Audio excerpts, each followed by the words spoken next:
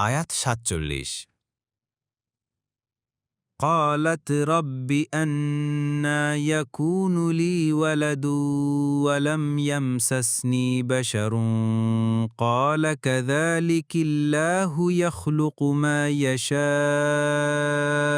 إذا قضى أمرا فإنما يقول له كن فيكون। অনুবাদ, সে বলল, হে আমার রব, আমাকে কোনো পুরুষই স্পর্শ করেনি, এমত অবস্থায় আমার সন্তান হবে কিভাবে? তিনি অর্থাৎ আল্লাহ বললেন, এভাবেই। আল্লাহ যা ইচ্ছে সৃষ্টি করেন। তিনি যখন কিছু স্থির করেন তখন বলেন, হও, ফলে তা হয়ে যায়। তাফসির ১ নম্বর ফুটনোটের বিবরণ। এই আয়াতে মারিয়ম আলাইহিসসালাম কর্তৃক ঈসা আলাইহিসসালামকে গর্ভে ধারণের বিষয়টির ইঙ্গিত রয়েছে।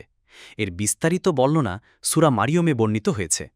সেখানে বলা হয়েছে, বর্ণনা করুন এ কিতাবে মারিয়মের কথা, যখন সে তার পরিবারবর্গ থেকে পৃথক হয়ে নিরালায় পূর্ব দিকে এক স্থানে আশ্রয় নিল। তারপর তাদের থেকে সে পর্দা করল। এরপর আমরা তার কাছে আমাদের রূহকে পাঠালাম। সে তার নিকট পূর্ণ মানবাকৃতিতে আত্মপ্রকাশ করল।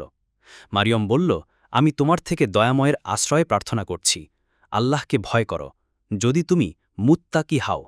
সে বলল, আমি তো তোমার রবের দূত, তোমাকে এক পবিত্র পুত্র দান করার জন্য। মারিয়ম বলল, কেমন করে আমার পুত্র হবে, যখন আমাকে কোনো পুরুষ স্পর্শ করেনি এবং আমি ব্যভিচারিণীও নই? সে বলল, এই রূপই হবে। তোমার রব বলেছেন, এটা আমার জন্য সহজসাধ্য, এবং আমরা তাকে এজন্যই সৃষ্টি করব যেন সে হয় মানুষের জন্য এক নিদর্শন ও আমাদের কাছ থেকে এক অনুগ্রহ।